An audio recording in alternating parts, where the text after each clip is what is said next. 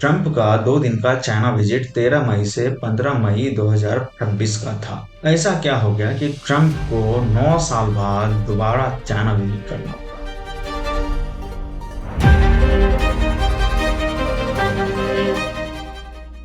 इससे पहले Donald Trump 2017 में चाइना विजिट किए थे और उसी के बाद से यूएसए चाइना का ट्रेड वॉर स्टार्ट हुआ था, जो कि अभी तक कंटिन्यू चल रहा। सवाल उठता है कि यूएसए चाहता क्या है चाइना से। ये जानने के लिए आपको ये देखना होगा कि ट्रंप के साथ कौन कौन चाइना विजिट किए। इलॉन मस्क, जिनकी company Tesla, Starlink, SpaceX, Twitter, boring company, Neuralink, ये सारे हैं। यदि सारी कंपनीज का वैल्यूएशन देखें तो 3 ट्रिलियन से ऊपर का वैल्यूएशन है। दूसरा, एनवीडिया का सीईओ जेंसन हुआंग, एनवीडिया की वैल्यूएशन 5 ट्रिलियन से ऊपर की है। तीसरा, टिम कुक, एप्पल की वैल्यूएशन भी 4 ट्रिलियन के ऊपर है। इसके साथ ही मेटा के executives, visa and master card के एग्जीक्यूटिव्स, फाइनेंस से रिलेटेड बिजनेस रन करने वाली कंपनीज के executives, black rock, black stone, city group, इनके एग्जीक्यूटिव्स भी आए हुए थे।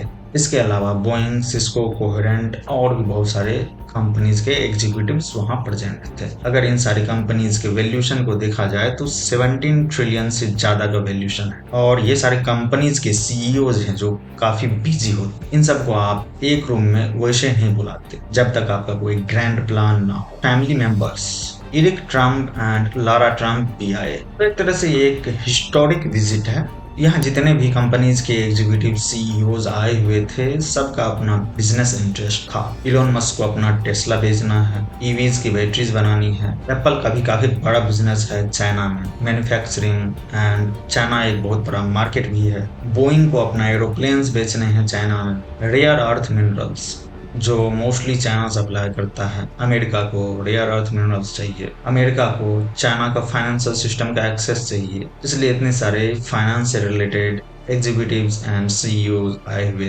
जैसा कि आप सब जानते ही होंगे, यूएसए सैंक्शन वॉर खेल रहा है। काफी सारी कंट्रीज पे सैंक्शन लगाए हैं यूएसए ने, इंक्लूडिंग चाइना, एंड चाइना भी अपना कार्ड्स प्ले कर रहा है। रिसेंटली मानस एक एआई कंपनी है जिसको मार्क जुकरबर्ग खरीद रहा था। चाइना ने उस पर रोक लगा दिया। ये कंपनी चाइनीज ओरिजिन का है। अगर आप एआई कंपनी चला रहे हो और सक्सेसफुल बनना चाह रहे हो तो उसके लिए जो है यूनाइटेड स्टेट का मार्केट आपको एक्सेस करना पड़ेगा। दुनिया भर का पैसा वहीं पे है, टैलेंट वहीं पे है, बट चाइना भी अपना एक टैलेंट पूल बना रहा है। इसलिए चाइना नहीं चाहता कि उसका टेक्नोलॉजी एक्सपर्टीज यूएसए के पास न जाए। और अभी जो है एक एआई वॉर चल रहा है यूएसए और चाइना के बीच। उसी का एक एग्जांपल आप मानस एआई को देख सकते हैं।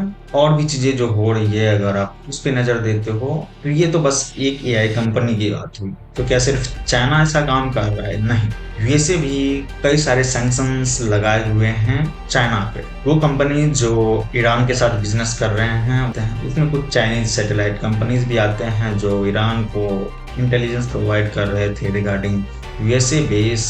यूएसए का बेस कहाँ है, किस सिचुएशन में है, उसका लोकेशन हो, और भी इंटेलिजेंस।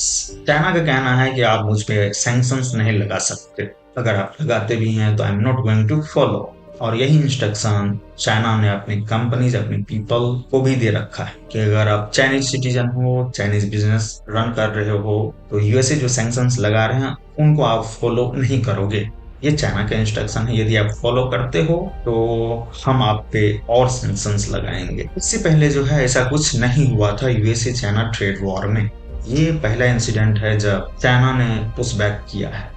यूएसए सिर्फ सैंक्शंस ही नहीं लगा रहे हैं, बल्कि अपनी कंपनीज को इसेंशियल चीजें चाइना को सप्लाई करने से भी मना कर रहा है। जैसे एनवीडिया सेमीकंडक्टर चिप्स चाइना को सप्लाई करता था, बट यूएसए ने एनवीडिया को मना कर दिया कि आप सप्लाई नहीं करोगे। उसके बाद चाइना ने जो है वाई के चिप्स यूज करना शुरू किए, और चाइना ने भी जो है रेयर अर्थ मिनरल्स यूएसए को सप्लाई करना रोक दिया। तो वो वॉर जो है कई फ्रंट पे है, ट्रेड वॉर। एक तो हो गया आर्टिफिशियल इंटेलिजेंस, चिप मैन्युफैक्चरिंग, इसके साथ ही international geopolitics like Iran war. USA ने सारा कोशिश कर लिया ईरान से वॉर निपटाने का, कोई कंक्लूजन पे वो रीच नहीं कर पा रहा है। तो इसमें चाइना कैसे मदद कर सकता है? चाइना अपने पेट्रोलियम और गैस के रिक्वायरमेंट का 50-60% मिडिल ईस्ट कंट्रीज से बाय करता है। इसमें ईरान एक मेजर पार्टनर है। रिसेंटली चाइना ने ईरान के फाइनेंस मिनिस्टर को बीजिंग बुलाया। उसके बाद जो है पुतिन भी आने वाले हैं China. There is a lot of stuff going around. Jensen Huang China आने वाले